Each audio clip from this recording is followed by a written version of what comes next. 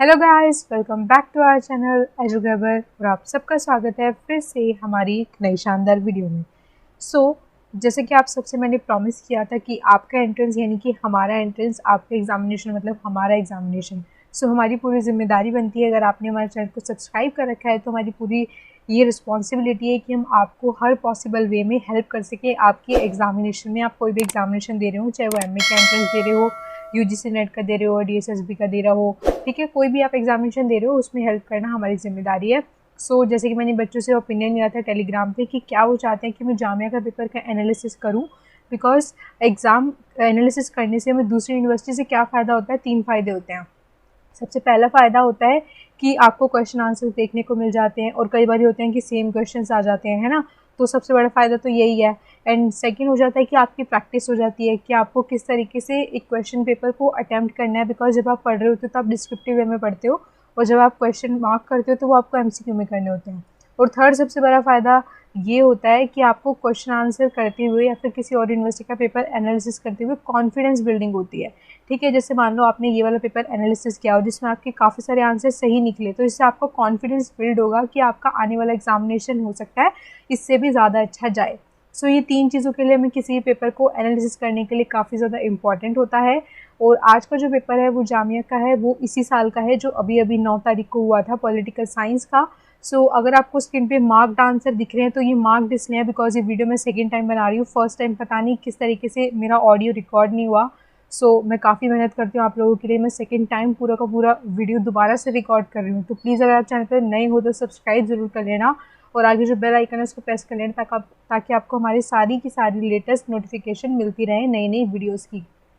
Start करने से पहले मैं डिस्क्लेमर देना चाहूँगी कि बिकॉज अब तक जो है ऑफिशियल आंसर की है रिलीज़ नहीं हुई है अब तक एनटीए के द्वारा, क्योंकि अभी अभी एग्जामिनेशन हुआ है तो बाद में होगी। तो इसलिए मैं ये डिस्क्लेमर देना चाहती हूँ कि आज के जो भी आंसर्स होंगे वो मेरे अकॉर्डिंग होंगे। हो सकता है कि कोई एक आधा आंसर जो है आंसर से की से डिफ़र कर जाए, बिकॉज कई बार क्वेश्चन इस टाइप के होते हैं कि उसमें 2 आंसर हमें सही लग रहे होते हैं और दोनों ही कहीं ना कहीं उससे मैच कर रहे होते हैं जो भी इसका सही आंसर होना चाहिए। और कई बार क्या होता है चारों ही नहीं होते, लेकिन एनटीए जो भी अपने आंसर की में भेजता है हमें उसको मानना पड़ता है। तो ये मेरा डिस्क्लेमर था। तो अगर कोई क्वेश्चन बाद में आपका इधर उधर निकल रहा था तो आप मुझे ब्लेम मत करना, ये मैं आज आपको पहले से ही बता देती हूँ। ये सिर्फ हम एनालिसिस कर रहे हैं ताकि जो बच्चे आगे एग्जामिनेशन देने वाले हैं दूसरी यूनिवर्सिटीज़ का, उन लोगों के लिए हेल्प हो जाए। ये वीडियो में मैं पूरे के पूरे 100 तो कवर नहीं कर पाऊंगी, बिकॉज एक वीडियो में पूरे 100 एमसीक्यू कवर अप करना इट्स नॉट पॉसिबल, बिकॉज मुझे आपको साथ साथ समझाना भी है और मैं ऑप्शंस भी ज़्यादा रीड नहीं करूँगी बिकॉज उससे काफ़ी ज़्यादा टाइम वेस्ट होगा। आप स्क्रीन को पॉज करके जो है सारे ऑप्शंस को पढ़ सकते हो, मैं सिर्फ आपको राइट आंसर यहाँ पर बताने वाली हूँ। बिना देरी करते हुए स्टार्ट करते हैं आज का video. Our first question is A key aspect of Cautillian theory of state is considered to be, अगर आपने कौटिल्य को पढ़ा है तो उसकी सबसे ज़्यादा फेमस थ्योरी जो है वो सप्तांग थ्योरी है, जिसमें उन्होंने 7 अंगों के बारे में बताया है, स्टेट के साथ क्या क्या अंग होते हैं। Then second question is, according to कौटिल्यन the original state of nature was marked by the existence of, जो आपको बताना है कि जो कौटिल्य ने जो नेचुरल स्टेट की जो स्थिति बताई थी वो उन्होंने किस एग्जाम्पल के साथ बताई थी। तो उन्होंने लॉ ऑफ द फिश बताया था, जिसको हम हिंदी में मत्स्य न्याय बोलते हैं, जिसका मतलब होता है कि जिस तरीके से समुद्र में बड़ी मछली छोटी मछली को खा जाती है, उसी तरीके से जो है समाज में जो बड़े लोग होते हैं वो कमज़ोर वर्ग को क्या कर देते हैं, दबा देते हैं। यही समझाने की कोशिश की थी the law of the fish से कौटिल्य ने अपनी लॉ स्टेट ऑफ नेचर को। अब next question is, the author of Tarikh-e-Firoz Shahi किसने लिखी है, तो उसका नाम हो जाता है ज़ियाउद्दीन बरनी, उनकी काफ़ी ज़्यादा इंपॉर्टेंट बुक है ये। Next question is, the fundamental thrust of Fatawa-e Jahangiri is on providing the ideal sultan with the set of advising in guiding his. आपको बताना है कि उनकी जो बुक थी, मोस्ट फेमस बुक जो थी उनकी फतवाए जहांगीरी, तो उसमें उन्होंने सबसे ज़्यादा किस चीज़ पर ध्यान दिया था, उन्होंने क्या बताया था, तो उन्होंने बताया था कि सुल्तान के लिए एडवाइस दी थी कि उसको अपने पर्सनल और ऑफिशियल दोनों ही जो भी स्फेयर होते हैं उसके लाइफ में किस तरीके से उसको बिहेव करना चाहिए।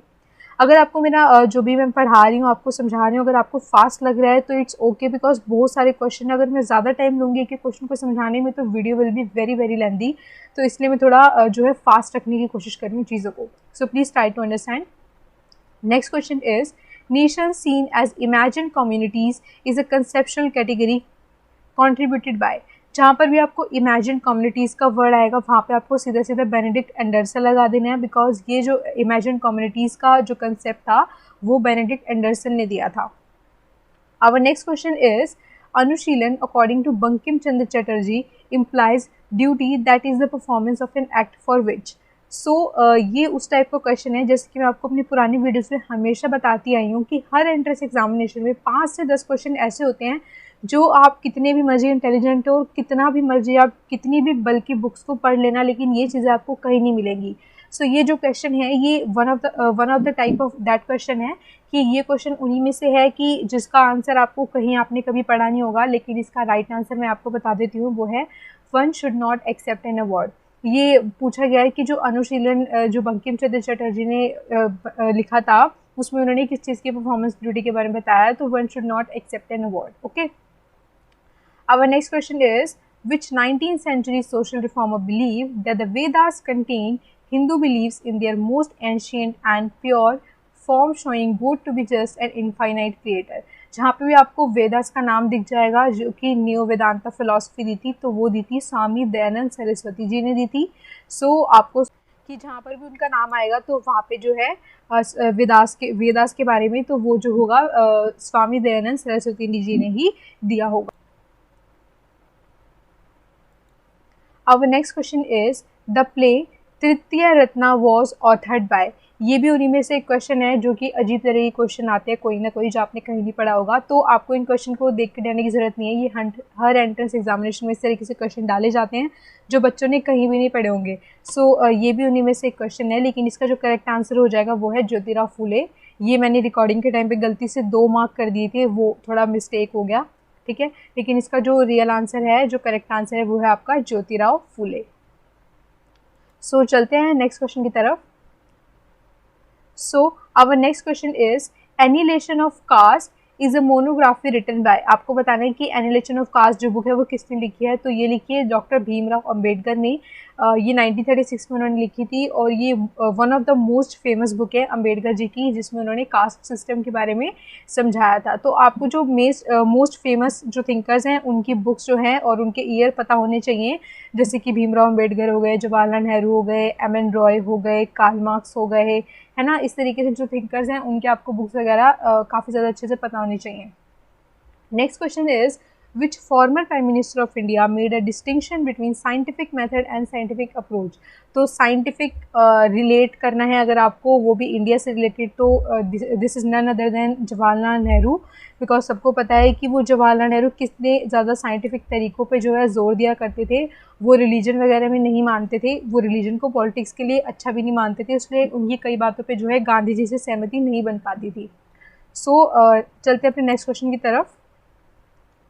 Our next question is, the core of the radical humanism of M.N. Roy lies in। आपको बताना है कि radical humanism जो है M.N. रॉय का वो किस चीज़ पर बल देता है, तो इसका करेक्ट आंसर आपका हो जाएगा laying greatest emphasis on the personality of the individual as a human being। अब अगर इस क्वेश्चन को आप ध्यान से देखोगे तो अगर आप बाकी ऑप्शंस को पढ़ो, underscoring the significance of religion, underlining the importance of caste and the highlight the group identity, तो ये जो तीनों हैं ये कहीं भी के सही आंसर से जो है कहीं भी मैच नहीं करती, ठीक है। ये जो तीनों के तीनों आप देख रहे हो, आप अगर देखोगे तो ऊपर जो रेडिकल ह्यूमनिज्म लिखा है वो इन तीनों ही ऑप्शन रेडिकल ह्यूमनिज्म में कहीं दूर दूर तक रिलेट नहीं करते। तो कई बार क्या होता है, कुछ इस तरह के क्वेश्चन आते हैं जो आपने नहीं भी पढ़े होंगे ना, तो अगर आप ढंग से सिर्फ ऑप्शंस को दिमाग लगा के पढ़ लोगे तो आप उसका सही आंसर गेस कर पाओगे, ठीक है। तो ये भी उन्हीं में से एक क्वेश्चन था, तो आपको ऐसा देख के डरना नहीं है, आपको इसका आंसर नहीं आता, आपको ध्यान लगा के जो है बस ऑप्शंस को पढ़ना है, सही आंसर आपको मोस्ट प्रोबेबली मिल ही जाएगा। और ये जो पेपर है काफ़ी ज़्यादा आसान लगा मुझे, मतलब मॉडरेट से इजी टू मॉडरेट लगा मुझे, इतना भी ज़्यादा आसान भी नहीं, इतना ज़्यादा डिफिकल्ट भी नहीं। इसमें मॉडरेट क्वेश्चन भी है और काफ़ी इजी क्वेश्चन भी है। तो जो आपके DU और JNU को होने वाले हैं, इसके आसपास होने वाले हैं, इतने ईजी नहीं आते हैं DU और JNU के जितना जामिया का आया था इस बार, बट हाँ इसके आसपास ही आएगा, तो आपकी थोड़ा सा प्रैक्टिस हो जाएगा। Next question is, the notions of constructive militancy and militant construction are associated with which Indian socialist। Answer जानने से पहले मैं आपको इसका मीनिंग बता देती हूँ कि कंस्ट्रक्टिव मिलिटेंसी का मतलब क्या होता है। जहाँ पे हम किसी प्रोग्रेसिव तरीके से कुछ कंस्ट्रक्ट करके कुछ प्रोग्रेसिवली जो है किसी चीज़ का विरोध कर रहे होते हैं। इसका जो बेस्ट एग्जांपल मैं आपको यहाँ देना चाहूँगी वो है गांधी जी का, जो उन्होंने सॉल्ट टैक्सेशन के खिलाफ किया था। उन्होंने सॉल्ट टैक्सेशन का विरोध इस तरीके से नहीं किया कि उन्होंने चीज़ों को तोड़ फोड़ दिया या सड़कों को जाम कर दिया। उन्होंने जो है नमक को बनाकर, ठीक है, कुछ प्रोडक्टिव कर ही उन्होंने उसका विरोध किया। तो इस तरीके के विरोध को हम बोलते हैं कंस्ट्रक्टिव मिलिटेंसी या फिर मिलिटेंट कंस्ट्रक्शन। तो इस तरीके का जो कंसेप्ट था वो किसने दिया था? राम मनोहर लोहिया जी ने दिया था। उनका ही ये आइडिया था कि इस तरीके की चीज़ें होनी चाहिए। Our next question is, all knowledge is gained from self-experience is a central epistemological principle associated with which political philosopher? तो आपको बताना है all knowledge is gain from sense experience, यानी कि जो भी थिंकर्स हैं जिसका करेक्ट आंसर मैं आपको बता देती हूँ वो है डेविड ह्यूम। तो डेविड ह्यूम ने क्या बोला था कि जितना भी हमें सारा का सारा नॉलेज होता है वो हमें सेंस एक्सपीरियंस से होता है, यानी कि जितनी भी हमारे सेंसेस जितना भी एक्सपीरियंस लेती हैं सराउंडिंग में, उनसे हमें जो नॉलेज मिलती है वही हमारी नॉलेज होती है। तो ये बोला था डेविड ह्यूम ने। So our next question is, conservative thinkers give importance to, I think ये वेरी इजी क्वेश्चन है कि कंजर्वेटिव हम किसको बोलते हैं, जो पुराने ख्यालों का होता है, साफ सीधी बात है। तो यहाँ पे हमें पुरानों से रिलेटेड क्या वर्ड दिखाई दे रहा है? यहाँ पे हमें ट्रेडिशन दिखाई दे रहा है ना, बिकॉज बाकी सारी इससे कहीं भी रिलेट नहीं करते, तो इसका करेक्ट आंसर हो जाएगा tradition. Our next question is, according to conservatives the basic unit of the society is the, आपको बताना है कि कंजर्वेटिव्स ने किसी भी सोसाइटी की स्टडी के लिए सबसे बेसिक यूनिट किसको माना था। जैसे कि कुछ थिंकर फैमिली को मानते हैं, कुछ थिंकर स्टेट को मानते हैं, कुछ थिंकर इंडिविजुअल को मानते हैं, जैसे कि लिबरल जो है वो इंडिविजुअल को मानते हैं, है ना। तो इस तरीके से जो है कंजर्वेटिव किसको यूनिट मानते हैं सोसाइटी का स्टडी करने के लिए? तो आपका आंसर हो जाएगा यहाँ पे family. Next question is, according to both classical liberalism and modern liberalism, आपको बताना है कि एक जो क्लासिकल लिबरलिज्म होता है और एक जो उसका न्यू फॉर्म है जिसको मॉडर्न लिबरलिज्म बोलते हैं, दोनों में सेम चीज़ क्या है? बिकॉज अगर नया रूप आया तो कुछ ना कुछ डिफरेंस जरूर होगा, तो आपको डिफरेंस नहीं बताना है, आपको सेम बताना है कि उनमें क्या चीज़ सिमिलर है। तो इसका करेक्ट आंसर हो जाएगा market competition makes for efficiency. और यहाँ पे मैं एक और चीज़ आपको बताना चाहूँगी कि मैंने जो है थ्योरीज IR की काफ़ी ज़्यादा अच्छे से कवर करी हैं, सारी की सारी, रियलिज्म से लेकर पूरा पोस्ट मॉडर्निज्म फेमिनिज्म तक मैंने सारी की सारी जो है 3 पार्ट्स में कवर अप की हैं IR की थ्योरीज।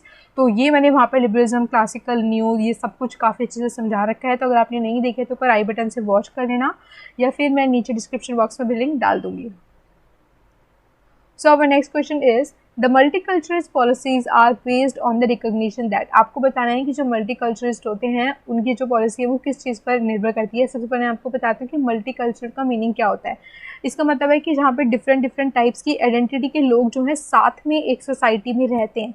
तो यहाँ पे आपको बताना है कि इससे क्या रिलेटेड चीज़ नीचे लिखी हुई है, तो वो है particular group, particular culture group may have distinctive needs. यही तो मतलब है कि मल्टीकल्चर का मतलब है कि डिफरेंट टाइप्स के जो लोग हैं एक साथ एक सोसाइटी में मिलकर रह रहे हैं। तो यही आपको बताना है कि जो पर्टिकुलर ग्रुप है उसके अपनी डिस्टिंक्टिव नीड्स होती हैं, यानी कि डिस्टिंक्टिव नीड्स होती है का मतलब है कि अलग अलग तरीके से उनके अलग विचार हो सकते हैं, अलग ज़रूरतें हो सकती हैं, अलग कस्टम हो सकते हैं, ठीक है।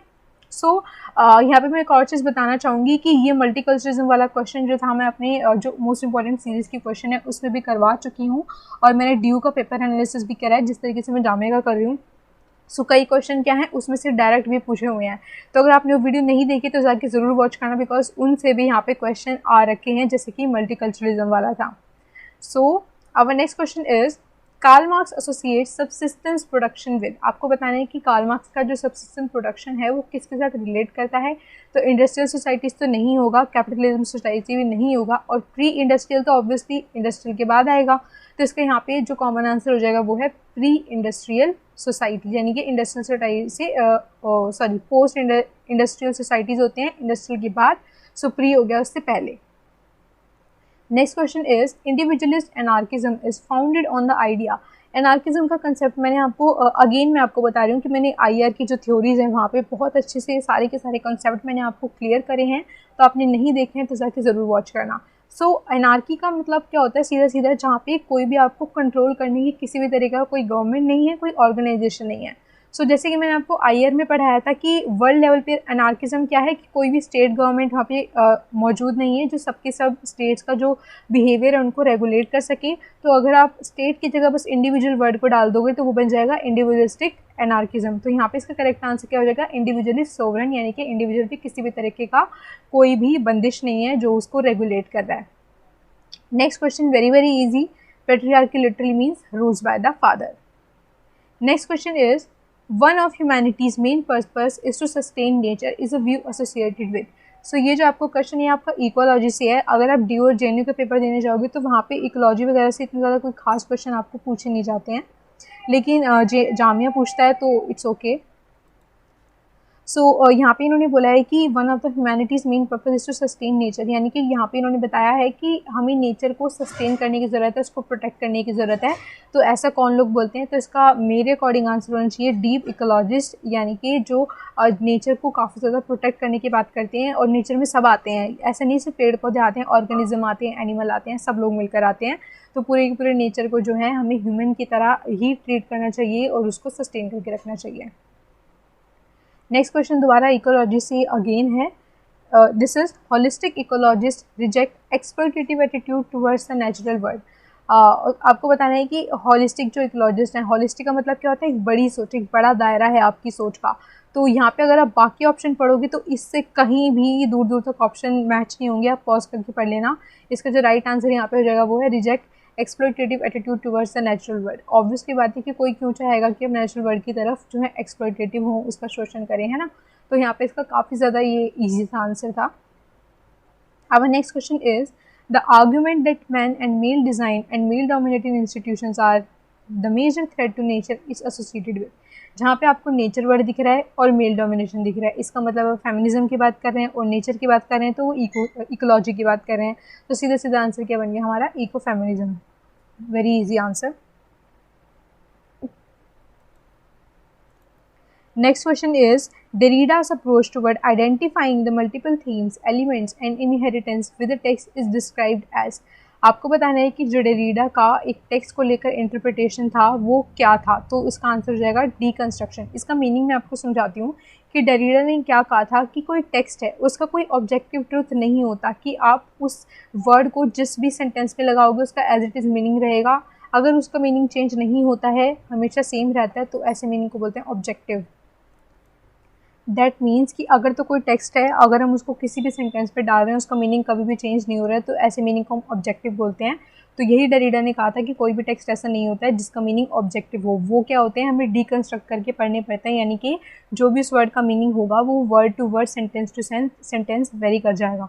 सो जैसे कि मैंने एग्जाम्पल के लिए बोला फास्ट, तो किसी के लिए 1 मिनट में कितना तेज़ आप दौड़ते हो या कोई काम करते हो वो फास्ट हो सकता है, किसी के लिए किसी फ़ोन की स्पीड फास्ट हो सकती है ना।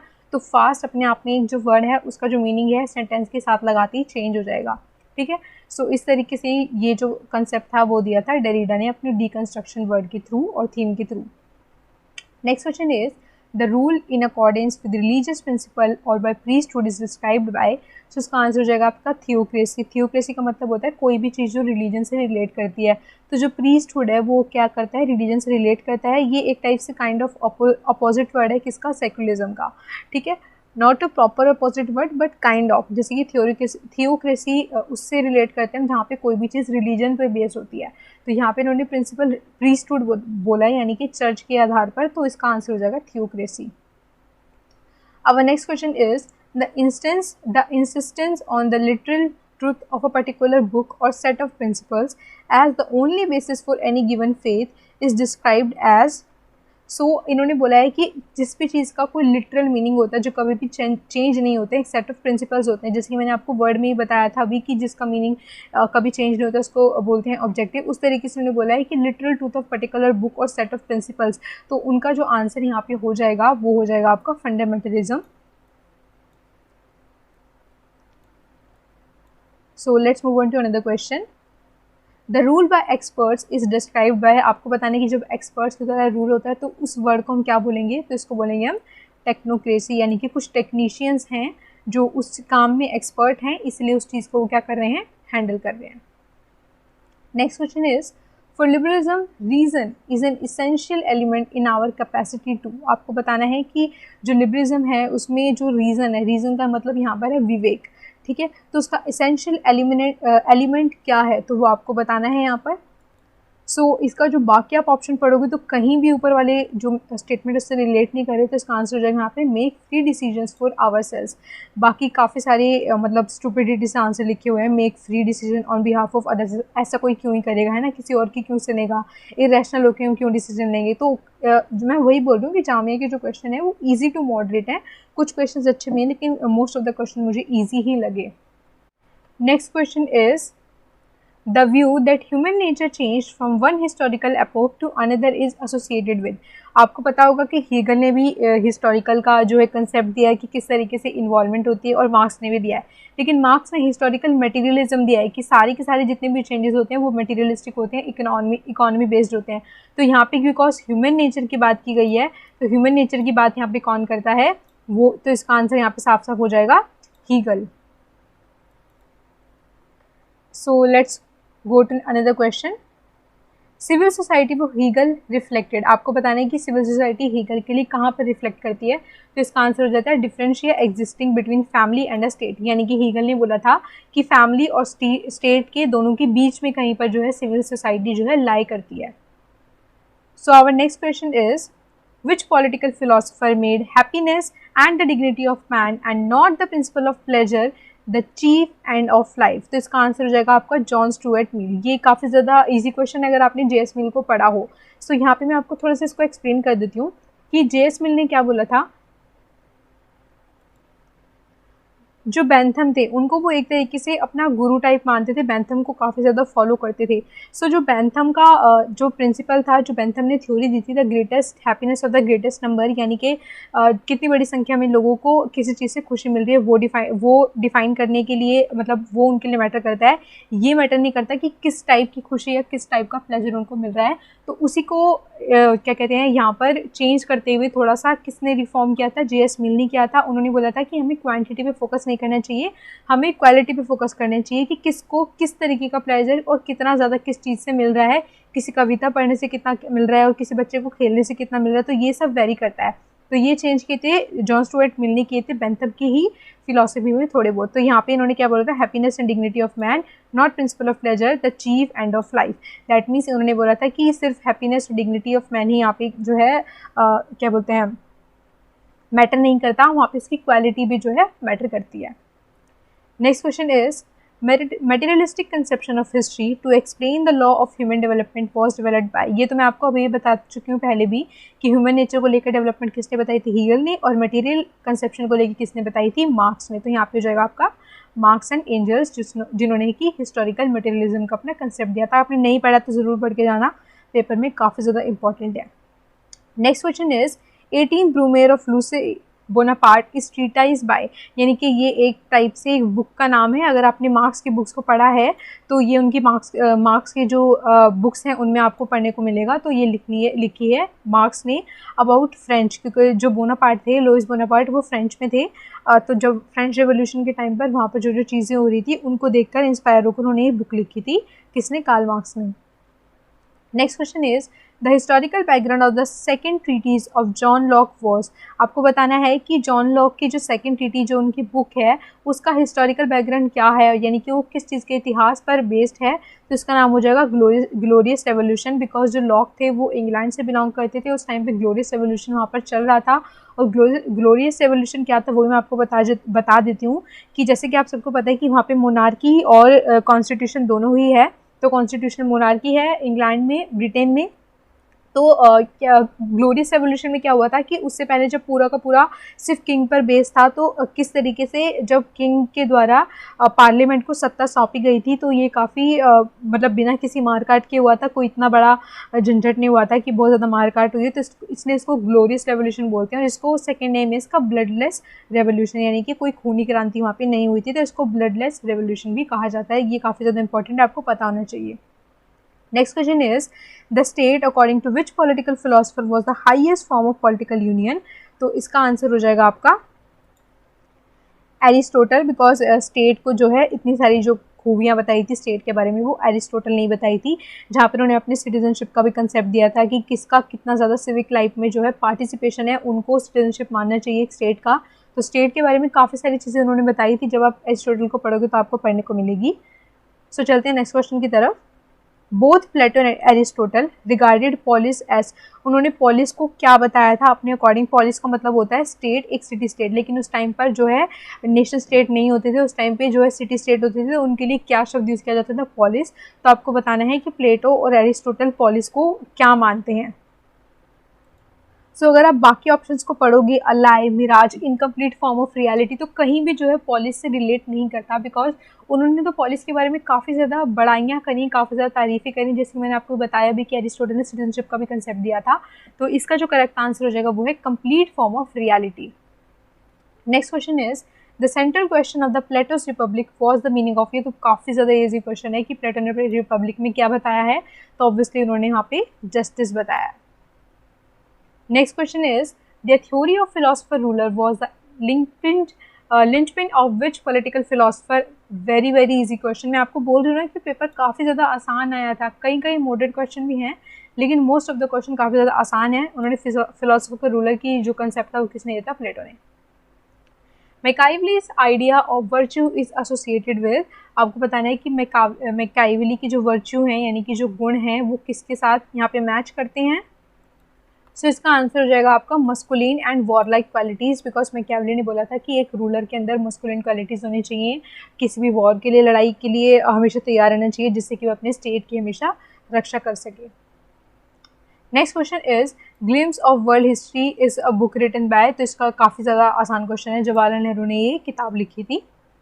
Next question is article 36 to 51 in comprise of, very easy question, इसका आंसर है directive principles of the state policy.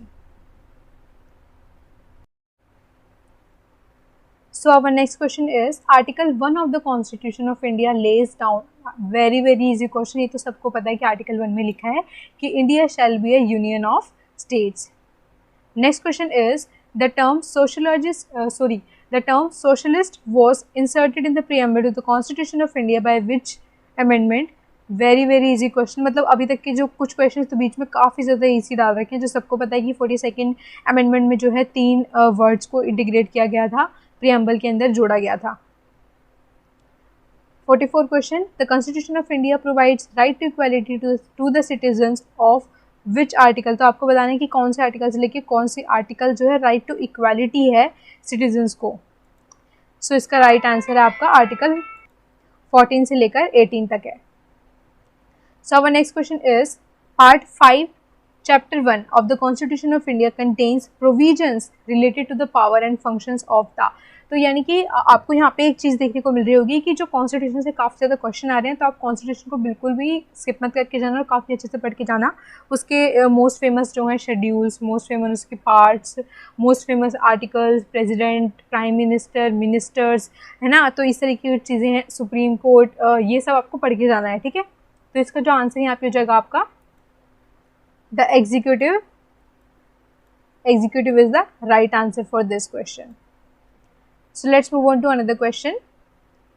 The composition of the Supreme Court of India is, ये थोड़ा सा क्वेश्चन जो है फोटोग्राफ लेने में थोड़ा सा कट हो गया है, बट आपको बताना है कि कंपोजिशन जो है सुप्रीम कोर्ट ऑफ इंडिया की वो कौन से आर्टिकल में लिखी हुई है। सो इसका राइट आंसर है आपका आर्टिकल 124 ऑफ इंडियन कॉन्स्टिट्यूशन। जैसे कि मैंने आपको बताया कि आपको मेन आर्टिकल्स सुप्रीम कोर्ट के, हाई कोर्ट के, prime minister, president, council of ministers, ये रिजर्वेशन वगैरह ये सब आपको पता होनी चाहिए, ठीक है। सो इसके ऊपर मैंने, अगर आपने इंडियन कॉन्स्टिट्यूशन अब तक ढंग से नहीं पढ़ा या फिर अच्छे से पढ़ना चाहते हो तो मैं आई बटन में लिंक डाल दूंगी, बिकॉज मैंने इसको पार्ट्स में करके आपको मोस्ट इंपॉर्टेंट आर्टिकल्स की क्वेश्चन भी आपको करवा रखे हैं, सीरीज़ करवा रखे हैं, आपको सारे के सारे आर्टिकल उसमें इंपॉर्टेंट वाले मैंने आपको बताए हैं, तो जाके उसे भी ज़रूर वॉच करना। Next question is article 32 of the Indian constitution, supreme court has the power, सबसे ईजी क्वेश्चन, बहुत ज़्यादा इजी क्वेश्चन। आर्टिकल 22 में जो है फंडामेंटल राइट का किसी भी कोई वो होता है, उल्लंघन होता है, तो सुप्रीम कोर्ट जो है रिट्स को जो है इशू कर सकता है, जो कि 5 तरीके के रिट होते हैं। मैंने आपको पहले पढ़ाए भी हैं जब मैं कॉन्स्टिट्यूशन पढ़ा रही थी आपको, मोस्ट इंपॉर्टेंट आर्टिकल, जिसमें काफ़ी सारे रिट्स आते हैं आपके, मैंडेमस आता है, हेबियस कॉर्पस आता है, क्यू वारंटो आता है, सर्चरी होता है, तो काफ़ी सारे होते हैं, 5 रिट होते हैं आपके, ठीक है। Next question is article 20 of the Indian constitution contains provisions related to, तो ये काफ़ी ज़्यादा इजी क्वेश्चन है, अमेंडमेंट लिखा हुआ है उसमें, अमेंडमेंट के प्रोसीजर के बारे में सब कुछ बताया है, जो कि और अगर हमें क्या बोलते हैं कॉन्स्टिट्यूशन को अगर हमें अमेंड करना है तो वो कौन से आर्टिकल के थ्रू हम कर सकते हैं, आर्टिकल 368, ये भी काफ़ी ज़्यादा इंपॉर्टेंट है, तो आप लोग पढ़ के जाना। Next question is in a liberal democracy the group of people who organize themselves pursuing their specific or collective interest, ये तो काफ़ी ज़्यादा इजी क्वेश्चन है बिकॉज एरिस्टोक्रेट्स, डेमोक्रेट्स और कैपिटलिस्ट कहीं भी इससे दूर दूर तक मैच ही नहीं हो रहा है, तो इसका करेक्ट आंसर नहीं भी बताओ तो भी आपको गेस करके पता चल सकता है। तो इसका करेक्ट आंसर है इंटरेस्ट ग्रुप्स, क्योंकि यहाँ पे इंटरेस्ट वर्ड लिखा हुआ है तो ऑब्वियसली यहाँ पे इंटरेस्ट ग्रुप्स की बात हो रही है। So our next question and last question for today's video is, because आज की वीडियो में पूरे के पूरे 100 क्वेश्चन नहीं कर सकती थी, तो नेक्स्ट 50 क्वेश्चन में पार्ट 2 में लूँगी। A social policy seeking to prevent concentration of valuable resources of the community in the hands of chosen few and to create a social order which will enable the deprived to gain a respective share in furthering the cause of, तो आपको बताना है कि concentration of valuable resources जो है वो community के हाथों में है, जो कुछ ही लोगों के हाथ में है, तो ये सारा का सारा जो है सबके बीच में डिस्ट्रीब्यूट होना चाहिए। तो ये किससे रिलेट करता है, तो काफ़ी ज़्यादा ईजी क्वेश्चन है, सोशल जस्टिस। सो आज के वीडियो में सिर्फ इतना ही। आपको वीडियो पसंद आई हो तो लाइक कमेंट और शेयर कर देना, और ये हमारा पार्ट 1 था, पार्ट 2 भी हम जल्दी लेकर आएंगे, हो सकता है कल ही आ जाए। और इस तरीके के मोस्ट इंपॉर्टेंट क्वेश्चंस की सीरीज़ में ऑलरेडी पहले करवा चुकी हूँ आप सबको, और ड्यू के पेपर का एनालिसिस भी आपको करवा चुकी हूँ। सो प्लीज़ चैनल पे नए हो तो सब्सक्राइब जरूर कर लेना, आगे जो बेल आइकन है उसको प्रेस कर लेना ताकि आपको सारे के सारे लेटेस्ट नोटिफिकेशन मिलती रहे। और आज के वीडियो में सिर्फ इतना ही, मिलते हैं आपसे नेक्स्ट वीडियो में, तब तक के लिए गुड बाय, टेक केयर।